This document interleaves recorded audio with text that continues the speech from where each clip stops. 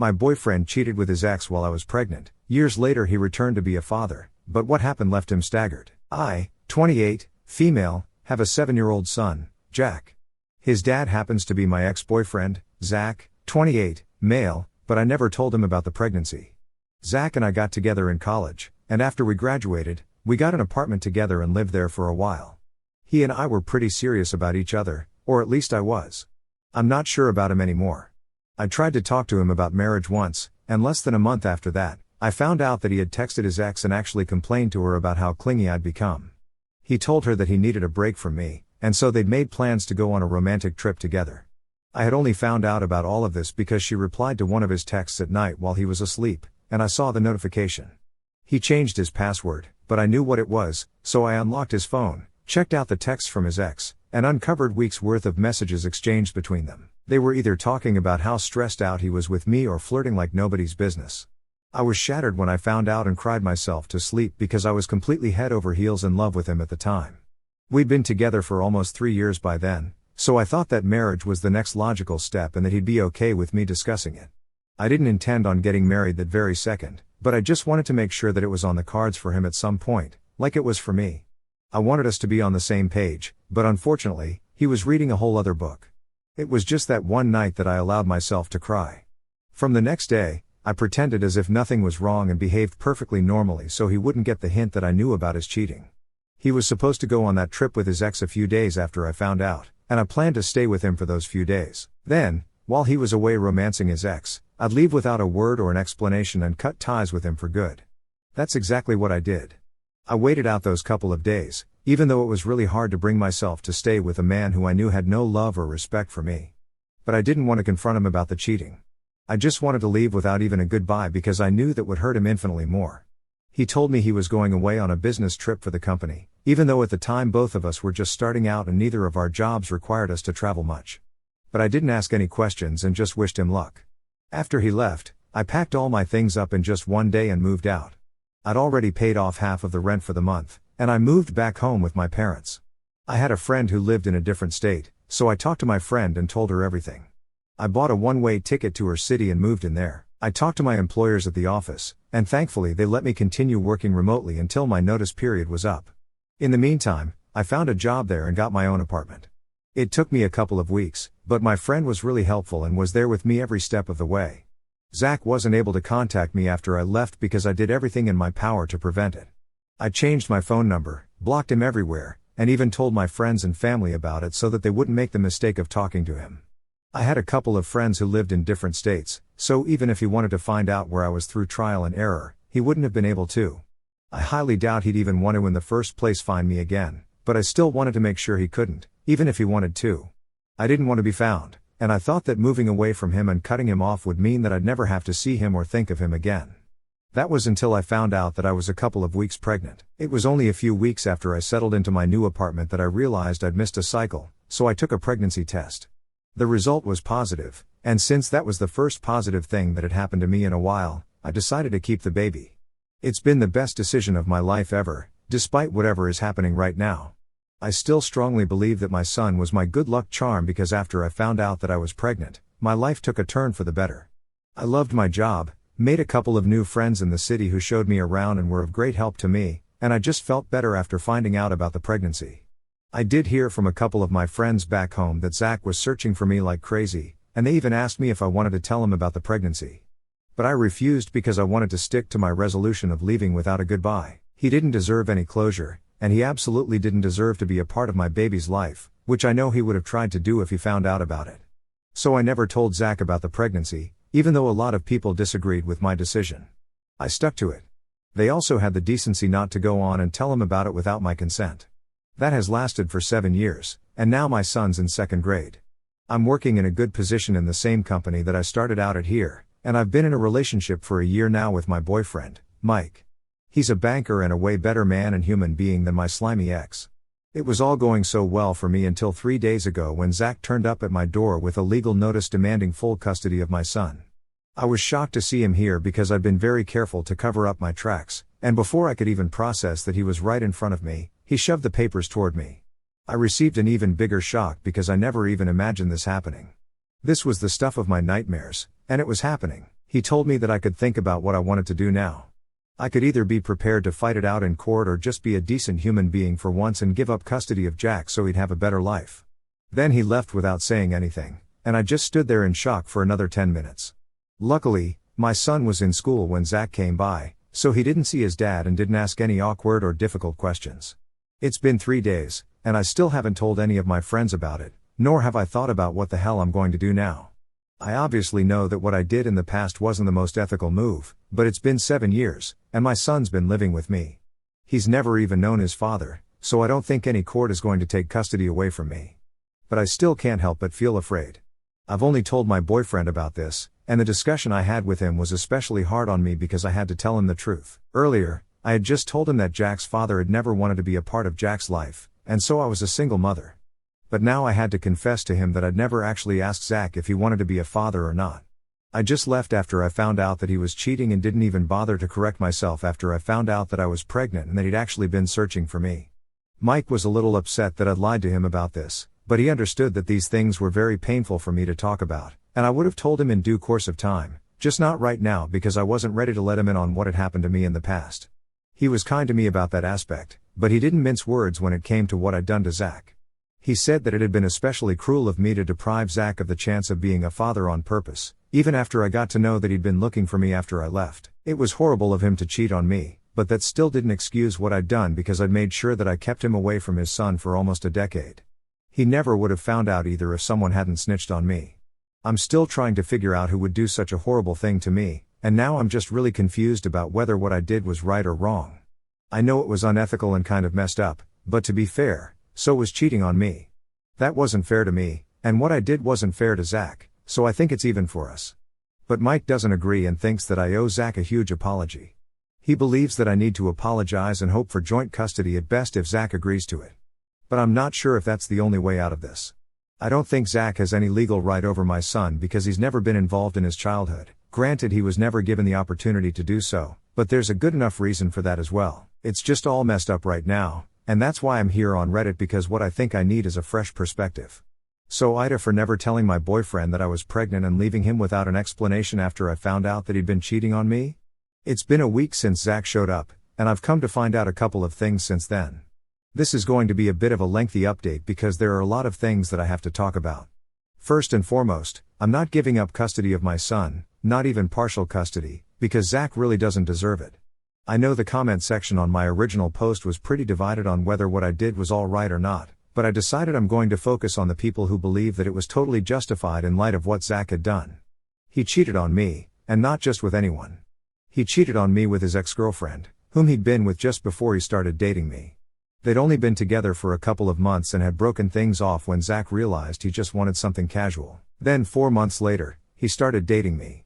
So for him to throw away a 3-year relationship for a fling that didn't even last 6 months was very insulting to me.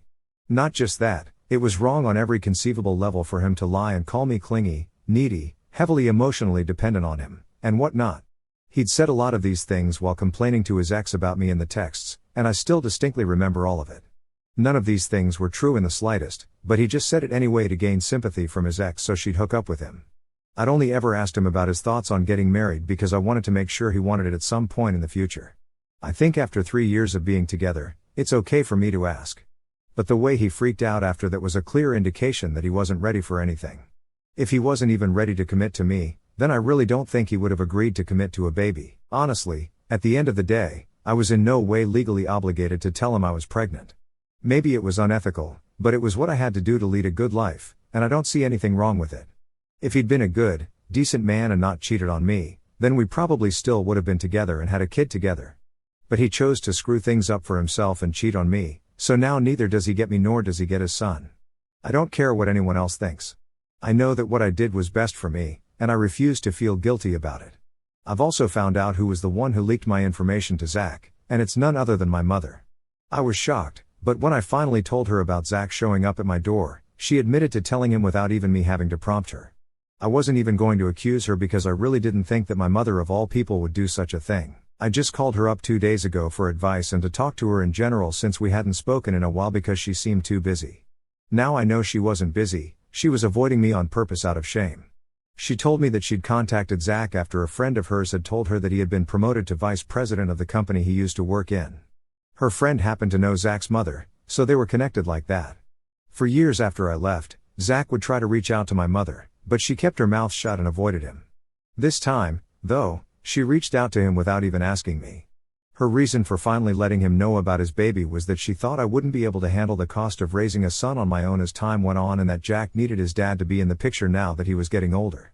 She didn't consult with me first because she knew I would have hated the idea of that, so she just went ahead and did whatever she thought was right. I couldn't believe it, and I still cannot bring myself to believe that my own mother would do something like this to me. She knew how torn up I was after Zach's cheating episode and how long it took me to move on from that. She insisted that she'd done this for my own good and that I'd thank her later. But when I told her that because of what she'd done, Zach was now demanding full custody, she had no defense for herself and just went silent. I'm not as rich as Zach right now, that's something I cannot deny. I did a fair bit of stalking after my disastrous phone call with my mother and found out that he was now married to his ex. So he could commit to people who are not me. He's doing well in life, lives in a nice house, and seems pretty well off. And all that's really good for him, but I'm leading a nice life on my own, and I don't think I need anyone's help, especially Zach's, after I rejected him so long ago and haven't even spoken to him in 7 years. I don't know what possessed her to screw me over like this, but I know that I'm never ever going back to speaking to my mother again. I just cannot, because what she did to me was immensely disrespectful. She just assumed that I would appreciate the help and told Zach my whereabouts without even thinking about the consequences. I'm lucky that Zach's just a slimy, entitled douchebag and not a psycho or something, because then my mother's decision to tell him everything would have cost me a lot more. I blocked her everywhere, and I'm not planning on unblocking her anytime soon, or maybe even never. As for the custody case, I honestly don't think he stands a chance because it's been 7 years, and my son's been just fine without him. At most, he can probably get visitation rights or maybe even partial custody if his lawyer is great, but I really don't think he'll be successful in getting full custody at all. He has nothing on me either. I can accuse him of cheating, which is why I left and never told him about Jack. But I've never demanded any child support or anything, so he has nothing on me. I even have all the pictures of his conversations with his ex back from when I had first found out. I'd never used them back then, but I had taken photos just in case I ever needed them or if I maybe wanted to expose him at some point. I never did, but they're going to come in handy now. I've been in talks with a lawyer for a couple of days, and we're going to respond to the custody petition soon. Mike isn't happy about any of this, but he knows that ultimately it's up to me what I want to do, and he can't change that. If I'm being honest, I'm also reconsidering my relationship with him because his morals are really different from my own, and I think he's not taking this well. He's not been supportive at all and has actually been really distant and weird about all of this. I don't know what it is, but something about the way he's been acting is really off-putting for me, so I might be rethinking this whole relationship right now. So Zach and I are going to meet with a court-appointed mediator first for the custody case. We're meeting the day after tomorrow, and to say that I'm stressed out would be a huge understatement. I've talked to Jack about all of this, and he's a little confused because so far he believed that I'd never been in touch with his father. Of course, I've never told my son the truth about why his dad's not a part of his life, but whenever he'd ask, I'd just tell him that we left him behind and reassured him that his father, if he'd ever known him, would have loved him. But unfortunately, he never found out. That was satisfactory for him, and he wouldn't push more. I intended to tell him about who his dad was and the real reason behind his absence in our lives on his 16th birthday when he was old enough to make a call on whether he wanted Zach in his life or not.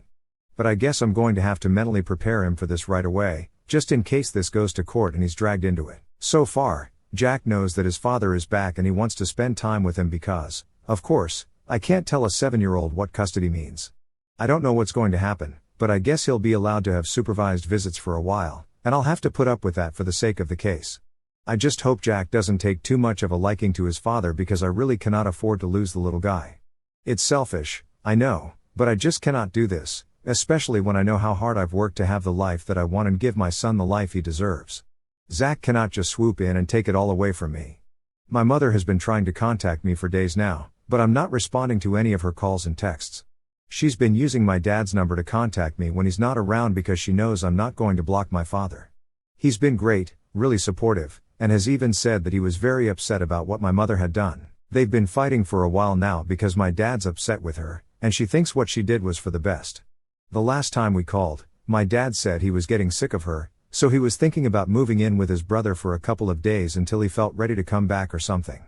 I'm not 100% sure, but I think he was hinting at leaving my mother. I really don't know how to feel about that. They're my parents and have been married for more than 30 years, so I feel kind of guilty, but I know I don't need to. It's just that there's a lot of fighting and toxicity in the air right now, what with my parents fighting, Mike and I growing apart slowly, and Zach coming back with a lawyer to take my son away from me. Everything's just in a really messed up place for me right now relationship-wise, which just sucks. So Mike and I broke up. It's been 1.5 weeks since the last update, and today we finally had the talk. He'd been acting all weird and distant the past few days ever since I told him that I wouldn't be apologizing to my ex or giving him custody, and he didn't take that well.